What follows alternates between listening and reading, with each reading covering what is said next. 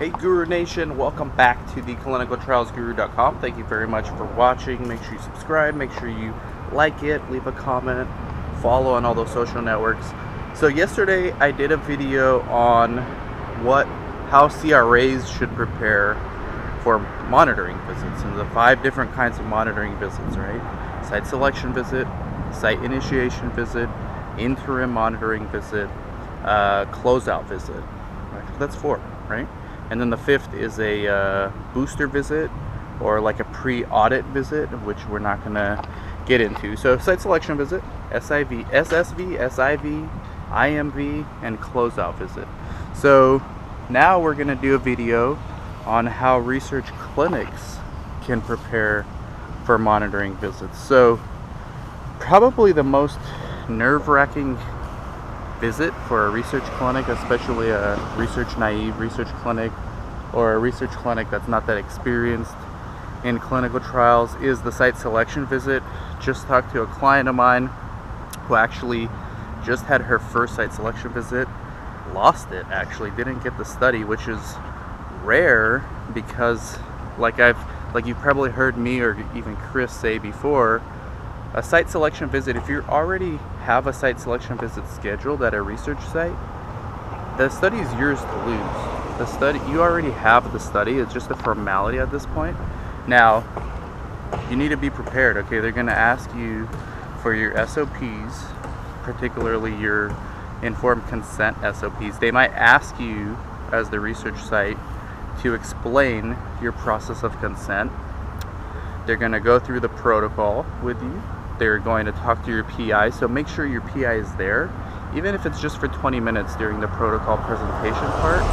They're going to review your feasibility survey to see if the answers on your survey actually match up with what you and your PI are actually saying in the site selection visit. Then they might ask you some trick questions, and here's an asterisk. I'm going to put an asterisk next to all of these monitoring visits. If you have a line manager accompanying your regular CRA, it's probably going to be a bit tougher of a visit, regardless of what visit it is, because generally the CRA might be naturally laid back or might just be normal, their normal selves when they come by themselves. But when their manager's coming with them, they're going to be hyper vigilant in many cases because they're trying to impress their boss, right? I mean, it's just common sense. It's human nature. It's what we do. So be careful if they're being accompanied by a line manager. This just happened to one of my sites at our closeout visit the other day, which I'm going to get into a little bit, share a little bit of that story with you guys. So site selection visit, they might even trick you at the SSV and ask you a few things that might stump you, like, and they ask you these things to sort of assess and gauge your experience levels. Are you really as experienced as you say you are? How long have you been in the business? They would ask you questions that would gauge the credibility of your answers, such as, in the event of a disaster, what do you do with your source documents and study records? So the correct answer would be, I mean, there really isn't a wrong answer other than I don't know. The correct answer would be, what I use is, hey, we have Intralinks VIA, which is widely used in this industry as a trial master file or a virtual workspace, and we upload all of our source documents there. It's compliant with all the FDA and all the regulations that pertaining to clinical research.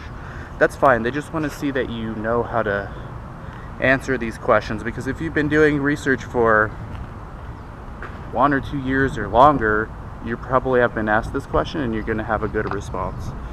So that's site selection visits. And one other thing about site selection visits, they will do a site tour. They're going to look at your drug room, investigational product room. They're going to look at the temperature logs. If they're good at CRA, they're going to make sure that they're being kept. They are going to look at your equipment and the calibration logs, or they might ask for those. So that's that. And definitely if they're bringing a line manager, they're going to be looking at those things. Site initiation visit, and it's hot out here. This is probably a mistake doing this video walking out here in Irvine in July. Site initiation visit is a little less nerve-wracking. So, but it lasts longer. So they're gonna review the protocol with the PI. They're gonna train all the staff, whoever's on the delegation of duties log. The monitor's probably gonna fill out a site training log because they're supposed to train you. If you're doing the study, they're gonna be training you on the protocol. They're also going to do another walkthrough of your clinic, and they're going to be doing a site tour. They're going to make sure that the lab kits are there, that the investigational product is there, and then it's been properly stored. They're going to make sure that you have IRB approval to begin screening. They're going to make sure all the regulatory documents are in place, all that stuff. That visit lasts pretty much the whole day, all right? So be prepared for a long visit, be prepared for a lot of regulatory, a lot of training. Again, make sure your PI is there. For an interim monitoring visit, make sure all your queries are answered. If you have a quality assurance personnel at your site, make sure that they do a quick pre-monitoring visit or quick pre-SDV visit on all your data. Make sure that the informed consents have been obtained properly, meaning all pages initial and dated by the subject legibly, and that the PI sign and date the informed consent legibly and on the same date.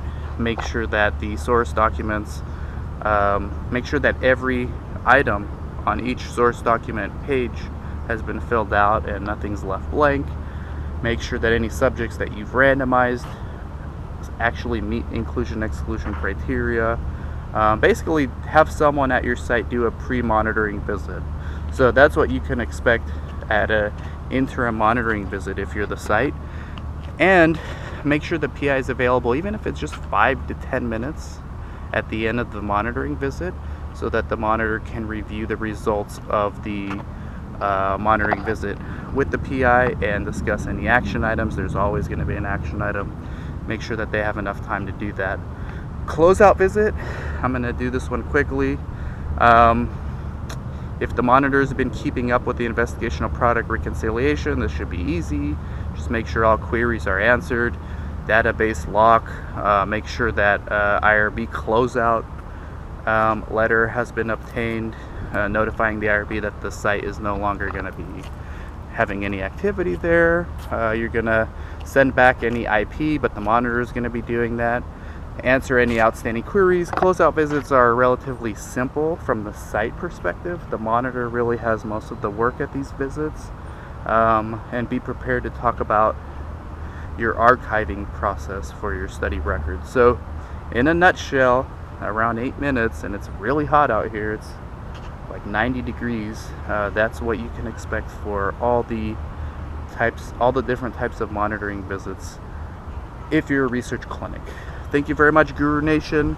Stay hydrated this summer, and talk to you soon. Bye.